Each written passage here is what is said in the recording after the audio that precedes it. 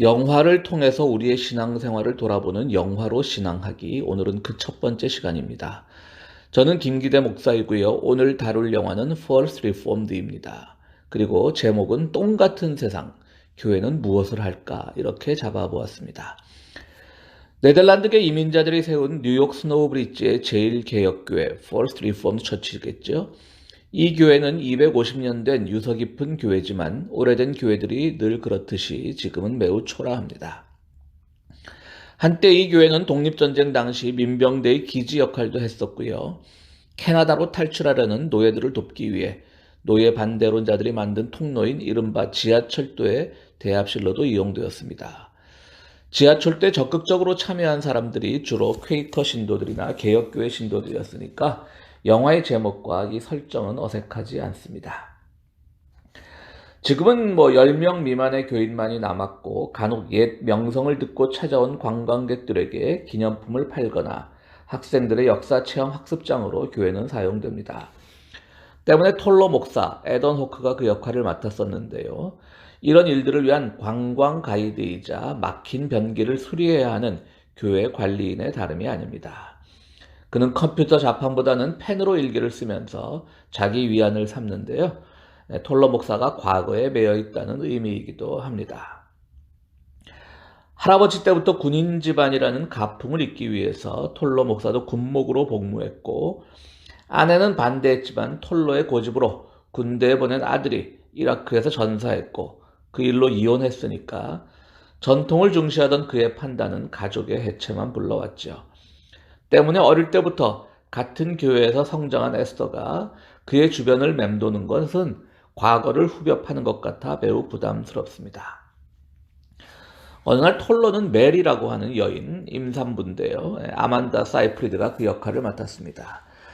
그 메리의 상담 요청을 받습니다. 메리의 남편 마이클은 극단적 환경주의자로 환경보호운동으로 투옥되었다가 가석방 중인데요. 그 남편을 이 톨러 목사로 하여금 만나달라는 그런 요청이었습니다. 심각한 환경 문제와 그것을 고발하는 활동가들의 피살 사건을 전하는 마이클은 이런 문제들로 지구는 곧 멸망할 것이기 때문에 임신한 아내가 아이를 가져서는 안 된다라고 하는 것이죠. 낙태를 하려고 고집을 피우고 있는 것입니다. 목사가 뭐라 그러겠어요. 낙태를 시키려고 하는 그런 남편 앞에서 목사는 상투적인 말로 위로하고 그러지 말라고 하지만, 그러나 그것이 또 마이클의 귀에 들릴 리가 없습니다. 오히려 목사 자신이 자꾸 마이클의 논리에 빠져 들어가는 것만 같아 괴롭습니다. 자기의 삶에서 큰 의미를 찾지 못하던 톨러는 환경 문제에 몰입한 마이클 앞에서 초라함을 느낍니다. 마이클이 집에 없을 때 메리는 목사를 불러 남편이 숨겨놓은 자살 폭탄 조끼를 보여줍니다. 그는 마을의 환경 오염 공장을 날려버릴 작정이었습니다. 며칠 뒤 공원으로 와달라는 마이클의 전화를 받은 톨러가 그곳에 도착했을 때 이미 마이클은 자살한 뒤였습니다. 메리와 톨러는 자살 조끼를 들킨 일로 마이클이 자살한 것 같아 자책감에 사로잡히고, 이 자책감은 두 사람 사이에 묘한 기류를 만들어내고 신비의 경험을 하게 만듭니다.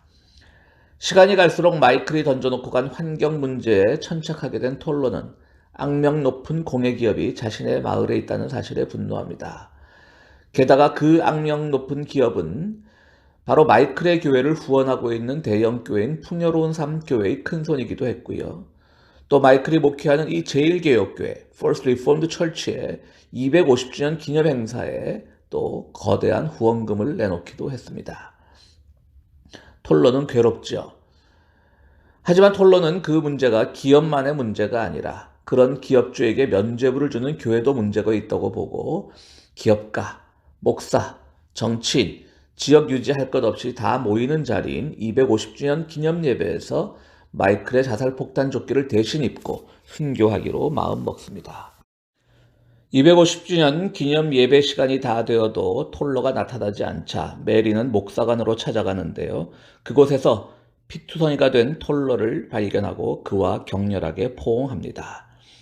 이 영화를 환경 문제의 심각성을 지적하는 영화로 읽는다면, 즉 교회의 사회 참여를 주제로 이해한다면 완전한 오독입니다.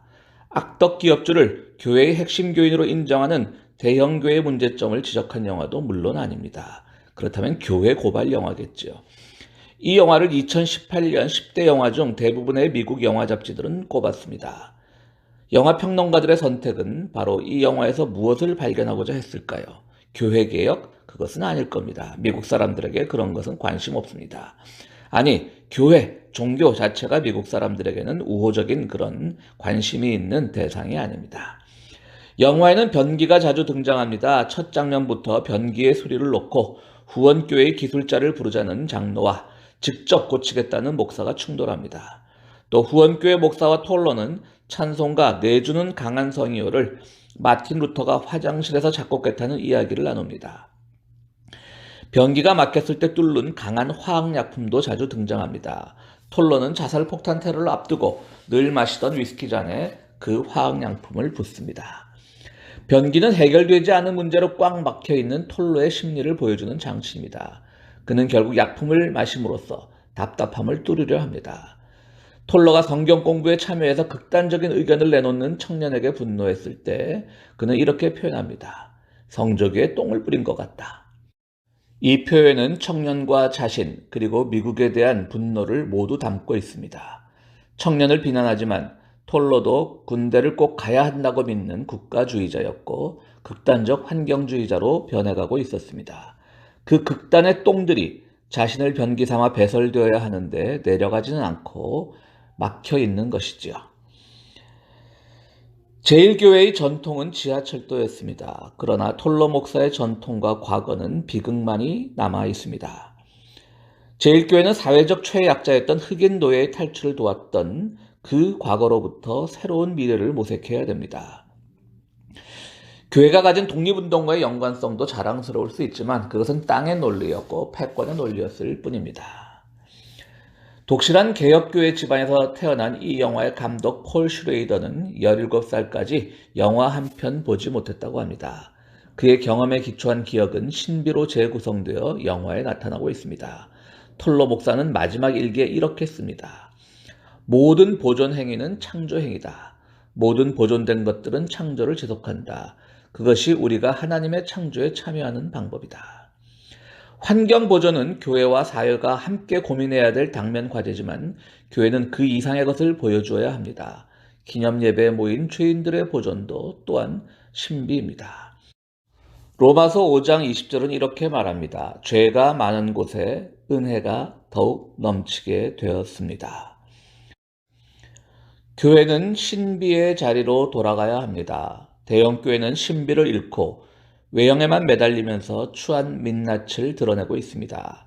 그들을 조롱하는 손가락질에도 이미 신비는 사라진 지 오래입니다. 그 자리에 한쪽에서는 생명책에서 이름을 지우겠다는 거친 목소리가 있고 반대쪽에서는 개독교라는 조롱만 남았습니다.